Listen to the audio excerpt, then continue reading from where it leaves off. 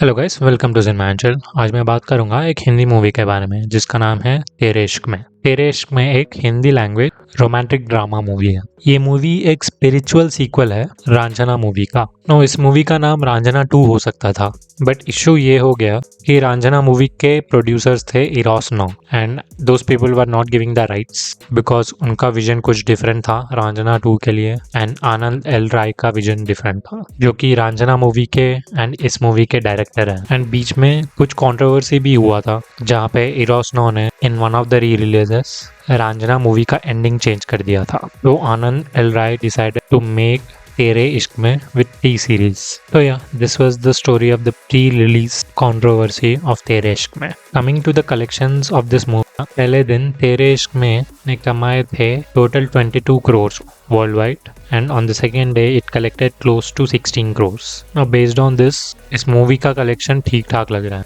but we don't know because next week Dhurandhar movie आने वाली है and I have lot of expectations from it. Now अगर मैं उस मूवी के बारे में एक लाइन में बताऊं तो I like this movie. I mean it was entertaining for me, especially first half. First half मुझे बहुत entertaining लगा, whereas second half मुझे लगा थोड़ा drag हुआ है, especially with the arc of Kriti Sanon's character. मुझे उनका कैरेक्टर जिस डायरेक्शन में गया in the second half वो ज़्यादा लॉजिकल नहीं लगा and it didn't make sense to me.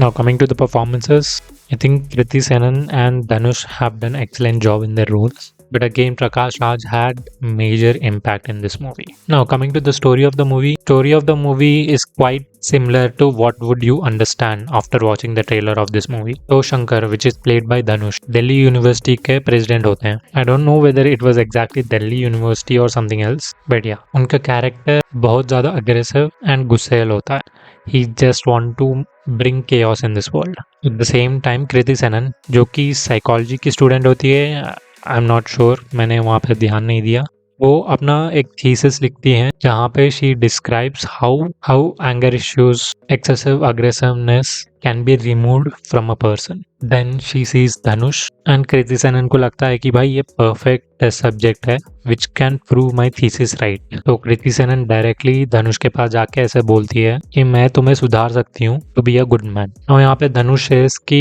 Why should I listen to you, तुम मेरे लिए कोई भी नहीं हो unless you become my girlfriend. After little bit of drama, Kirti Senan's character agrees for it. I mean, Kriti Senan का character doesn't really say कि she will fall in love with him, but वो बोलती है कि हाँ मैं तेरी girlfriend बन के रहूंगी, but don't expect love from me. And at the same time Dhanush भी वार्निंग देता है उसको, अगर मैं प्यार में पड़ गया तो पूरी दिल्ली चला दूंगा। तो दोनों एक दूसरे को वार्निंग देते हैं। Then they get into kind of a relationship. Then ultimately जिसका डर होता है वही होता है।